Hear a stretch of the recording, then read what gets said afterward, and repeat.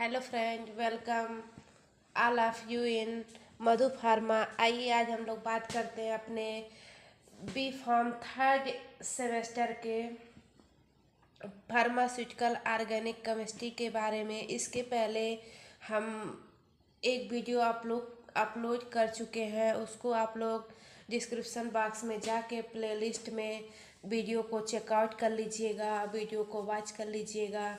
और आज हम लोग बात करेंगे molecular orbital structure of benzene.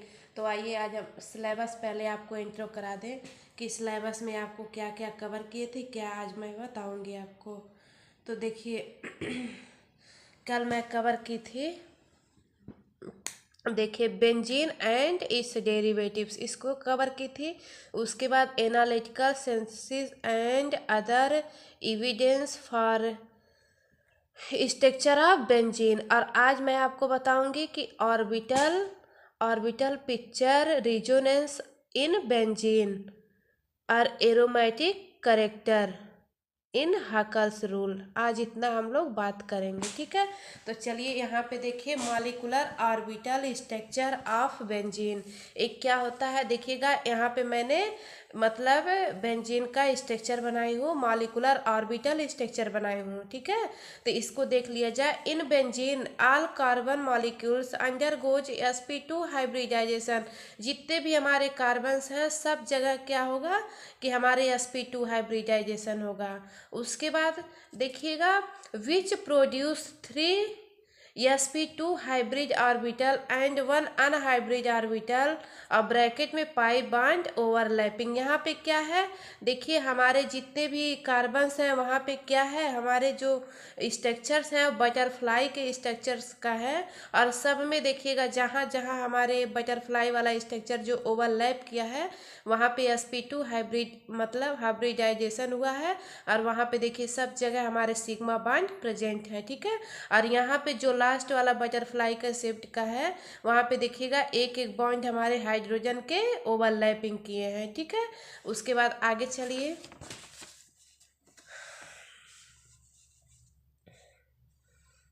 चलिए, देखते हैं। sp2 hybrid orbital overlap with sp2 hybrid orbital of adjacent carbon atom to form sigma bond, and remaining one sp2 hybrid orbital of each carbon atom are overlap with each atomic orbital of hydrogen bond to form carbon hydrogen bond. मतलब ये क्या कह रहा है कि हमारे जो molecular orbital है इसमें क्या हो रहा है कि देखिएगा जहाँ जहाँ हमारे कार्बन्स प्रेजेंट है, ठीक है। और ये सब अपने शेप को देखिएगा बटरफ्लाई के स्ट्रक्चर का बनाया है। और जहाँ जहाँ हमारे बटरफ्लाई एक इस कार्बन से और एक इस कार्बन के बीच में जो ओवरलैपिंग हुई है, देखिए वो ओवरलैप के तो sp2 हाइब्रिडाइजेशन बनाया है। और उसके बाद देखिएगा इसके जो फर्स्ट वाले छोर पे क्या हो रहा है कि यहाँ पे जब एक ओवरलैप हुआ है तो वहाँ पे एक हमारे हाइड्रोजन ऐड हुए हैं, वही वो कह रहा है, ठीक है। मतलब हाइड्रोजन और कार्बन्स के बीच में बॉन्डिंग है, ठीक है। आई होप आपको ये समझ में आया। उसके बाद अब चलिए एरोमेटिसिटी क्या होता है इसको देख लेते हैं। Aromatic compound are cyclic, planar, flat and conjugated, alternating single and double bond. मतलब एरोमेटिक कंपाउंड कैसे होते हैं, साइक्लिक होते हैं, प्लेनर होते हैं, फ्लैट होते हैं एंड कॉन्जुगेटेड का मतलब कि मतलब alternative single and double bond. देखिएगा ये हमारे क्या है, बेंजीन रिंग है, ठीक है। इसको हम बेंजीन रिंग बोल रहे हैं, ठीक। और अब ये हमारा जो बेंजीन रिंग है ये क्या है, एक तरह के साइक्लिक, इसको साइक्लिक, प्लेनर और कॉन्जुगेटेड का मतलब कि एक अल्टरनेट मतलब बॉन्डिंग अल्टरनेट करके हमारे डबल बॉन्ड हो, उसको क्या बोला जाता है, कॉन्जुगेटेड, ठीक है। उसके बाद आई होप आपको इतना समझ में आया। देखिएगा और एरोमेटिसिटी के रीजन इसी के कारण ही यहाँ पे क्या हो रहा है, दे फॉलो हकल्स रूल। और ये हमारा जो बेंजीन्स है ये क्या फॉलो कर रहा है, हमारे हकल्स रूल को फॉलो कर रहा है। और ये हकल्स रूल जो है हमारे एग्जाम के लिए बहुत ही मोस्ट इम्पॉर्टेंट, ठीक है। मैंने एग्जाम्पल में देखिए बेंजीन को दिया है, ठीक है। उसके बाद aromatic compound is more stable. जो हमारा एरोमेटिक कंपाउंड होता है अदर कंपाउंड के कंपेयर में अधिक स्टेबल होता है। ठीक है, स्टेबल कहा जाए तो बहुत सक्रिय होता है।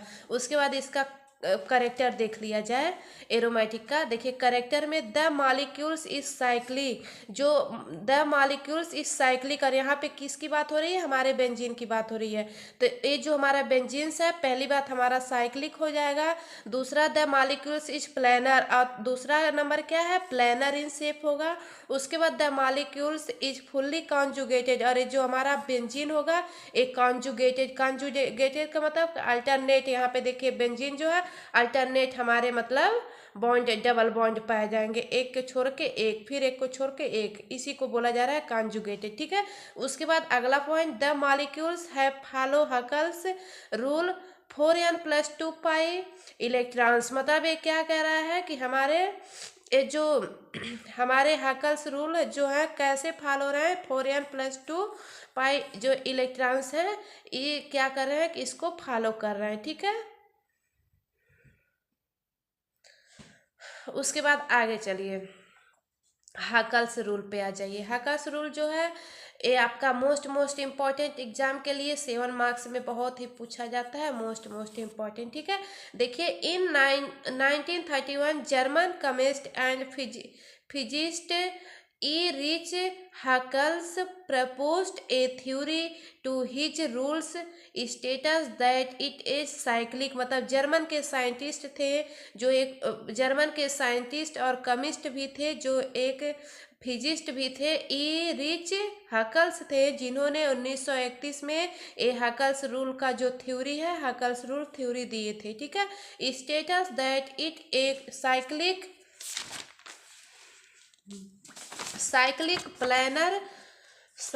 Planner molecules has 4n+2 electron. मतलब ये क्या है कि जो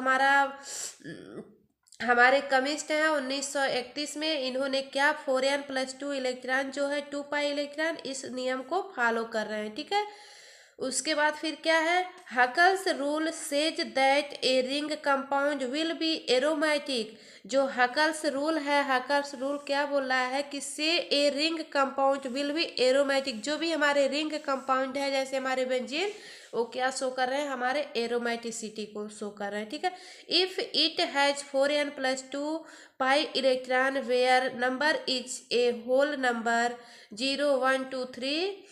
एग्जाम्पल में देखिए बेंजीन हैज 6 पाई इलेक्ट्रॉन, तो 6 बेंजीन जो है, देखिए हमारे जो बेंजीन है, ठीक है, जो हमारे बेंजीन है इसमें क्या बोला जा रहा है, 6 पाई इलेक्ट्रॉन पाए जा रहे हैं। ठीक है, तो देखिए इस फार्मूला को अगर लगाया जाए 4n+2 को, तो देखिए 4 × 1 + 2 = 4 × 4 और +2 = 6, और 6 अगर आ रहा है तो इससे हम सिद्ध कर सकते हैं कि जो हमारे बेंजीन है इसमें हमारे 6 कार्बन और 6 हाइड्रोजन पा रहे हैं, तो इसीलिए इसको क्या बोला जा रहा है, साइक्लिक प्लानर और कॉन्जुगेटेड। और ये क्या है, हमारे एरोमेटोसिटी को भी फॉलो कर रहा है, अरे हमारे हकल्स रूल। देखिए सो इस फॉलो हकल्स रूल एंड इस एरोमेटिसिटी, मतलब ये हमारे हकल्स रूल को भी फॉलो कर रहा है और एरोमेटोसिटी भी इसको बोला जा सकता है। ठीक है, आई होप कि आपको इतना एरोमेटिसिटी समझ में आया और हकल रूल्स भी समझ में आया। ठीक है,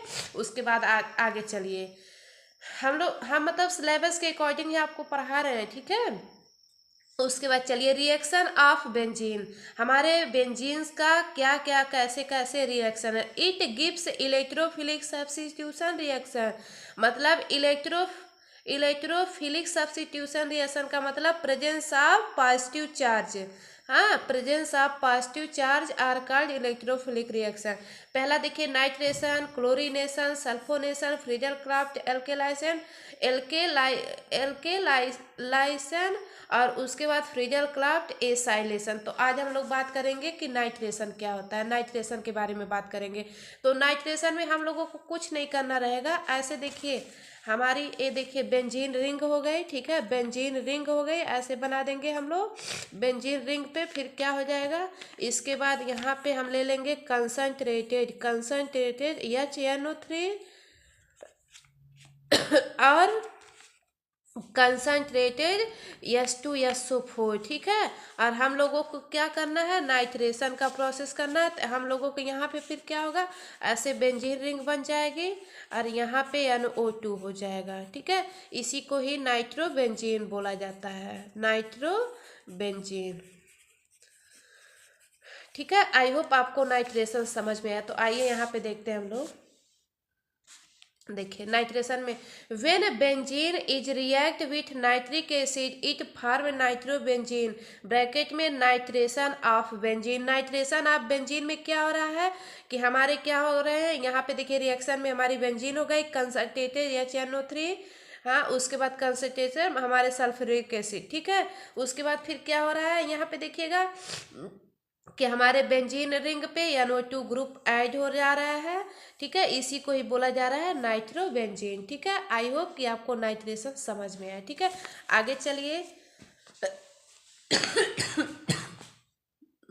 अब देखिए क्लोरीनेशन क्या होता है। जैसे नाइट्रेशन हम आपको बताए थे, अब आप देखिएगा क्लोरीनेशन क्या होता है। क्लोरीनेशन में हम आपको बता दें, देखिए क्लोरीनेशन प्रोसेस में हमारी ये बेंजीन रिंग हो गई, ठीक है। हमारी ये बेंजीन रिंग हो गई। अब इसके बाद प्लस Cl2 हो जाएगा, ठीक है। इसके बाद क्या है, FeCl3 के प्रेजेंट में। अब यहाँ पे क्या होगा, हमको केवल क्लोरोबेंजीन से मतलब है ना, तो यहाँ पे क्या है, हमारे Cl हो जाएंगे, ठीक है। अब ये हमारा है जो हमारा बेंजीन हो गया और यहाँ पे हमारे बन गए क्लोरोबेंजीन, ठीक है। आया समझ में। उसके बाद चलिए जो क्लोरोबेंजीन है इसको देख लिया जाए। When benzene is react with chlorine, chlorine it formed chlorobenzene, bracket में मैंने लिखा है क्या, chlorination of benzene. Chlorination of benzene में क्या हो रहा है कि हमारे क्लोरीन जो है हमारे बेंजीन के साथ ऐड हो रहे हैं, उसी को ही बोला जा रहा है क्लोरोबेंजीन। और लास्ट में हमारे यह Cl रिमूव हो रहे हैं, ठीक है। देखिएगा यहाँ पे हमारे बेंजीन हो गए, Cl2 मतलब हमारे क्लोरीन हो गए, यहाँ आयरन टेट्रा क्लोराइड हो गया। उसके बाद यहाँ पे क्या है, हमारे बेंजीन रिंग पे Cl मतलब क्लोरीन ऐड हो गया, इसको क्लोरोबेंजीन बोला गया। और यह Cl जो है हमारा देखिए यहाँ पे साथ में ऐड है, ठीक है। आई होप कि आपको क्लोरीनेशन भी समझ में आया। आप चलिए आप देखिए सल्फोनेशन क्या होता है। सल्फोनेशन में क्या है, देखिएगा इसमें क्या है कि it belong to electrophilic substitution of benzene. Electrophilic substitution मतलब हमारे बेंजीन रिंग पे जैसे थे, देखिए हमारे बेंजीन हो गए, ठीक है। हमारे बेंजीन रिंग पे क्या हो रहा है, HCO3 ऐड हो जा रहा है, इसी को ही बोला जा रहा है इलेक्ट्रोफिलिक। इसके बाद देखिए अगला point, in which benzene react with H2SO4 sulfuric acid in the presence of concentrated H2SO4 it formed benzene sulphuric acid. मतलब क्या हो रहा है कि हमारे जो सल्फ्यूरिक एसिड हैं और कंसनट्रेटेड सल्फ्यूरिक एसिड है हमारे बेंजीन से जो कॉन्जुगेटेड, मतलब ये दोनों तरफ से इरिवर्सिबल प्रोसेस, और मतलब दोनों तरफ से वर्कआउट हो रहा है। उसके बाद क्या है कि यहाँ पे देखिए HCO3 ऐड हो गया, यहाँ वाटर रिमूव हो गया, ठीक है। आई होप आपको इतना समझ में आया। उसके बाद आगे चलिए, इट इज रिवर्सिबल रिएक्शन, मतलब इसको ए रिएक्शन क्या है, इससे मतलब ए भी बन सकता है और इससे ए भी बन सकता है, इसी को ही बोला जा रहा है reversible reaction. It form where benzene is heated with fuming H2SO4 sulphuric acid और कंसनट्रेटेड H2SO4 कंसनट्रेटेड में it yield benzo sulphuric acid, और ये क्या बन गया, इसी को ही बोला जा रहा है बेंजो सल्फ्यूरिक एसिड, ठीक है। आई होप आपको इतना समझ में। अब आगे चलिए, अब इसका मैकेनिज्म देख लिया जाए सल्फोनेशन का। मैकेनिज्म स्टेप फर्स्ट में देखिए हमारी बेंजीन है और यहाँ पे SO3 यस जो है हमारे इस जगह पे लगा हुआ है। उसके बाद क्या है, इसमें सब डबल बॉन्डिंग है और एक बॉन्ड हमारे इधर आ रहा है। जब इधर आ रहा है तो H2SO4 जो है यहाँ पे गया, उसके बाद यहाँ पे बॉन्डिंग हो गई, यहाँ पे देखिए पॉजिटिव चार्ज हो गया और ये बॉन्ड जाके यहाँ पे ऐड हो गया, हाइड्रोजन हमारा यहाँ ऐड हो गया। उसके बाद देखिएगा यहाँ पे हमारे लोन पेयर इलेक्ट्रॉन्स हो गए और इधर हमारी बॉन्डिंग हो गई। कार्बोकैटायन इंटरमीडिएटेड इसको बोला जा रहा है। In which carbocation formed in benzene and SO3 attach with benzene, मतलब जो हमारा SO3 है हमारे बेंजीन रिंग से अटैच है। उसके बाद सेकेंड स्टेप में क्या हो रहा है, इसी को उठा के यहाँ रखा गया, कार्बोकैटायन इंटरमीडिएट को जो यहाँ पे हमारा कंपोनेंट प्रोडक्ट बन रहा था उसको उठा के यहाँ रखा गया सेकेंड स्टेप में।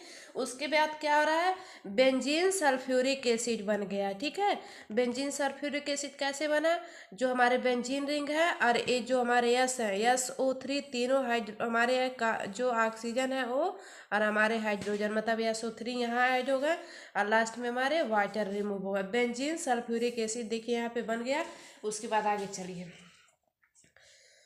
रिजोनेंस स्टेबलाइज्ड कार्बोकैटायन इंटरमीडिएटेड, मतलब हमारे रिजोनेंस में क्या है, कार्बोकैटायन इंटरमीडिएटेड जो है वो ऐड हो रहा है। उसके बाद the lone pair from a bond with hydrogen atom releasing the electron in the hydrogen to ring bond for reestablish the electron. और उसके बाद क्या है कि जो हमारे बेंजीन के मतलब बेंजीन सल्फ्यूरिक एसिड बन रहा है, इसमें क्या है कि हमारे SO3 ग्रुप और हाइड्रोजन ऐड हो जा रहा है और वाटर हमारे यहाँ इधर रिमूव हो गए। आई होप कि आप लोगों को इतना समझ में आया। Thank you so much. मिलते हैं आप लोगों से नेक्स्ट लेक्चर में।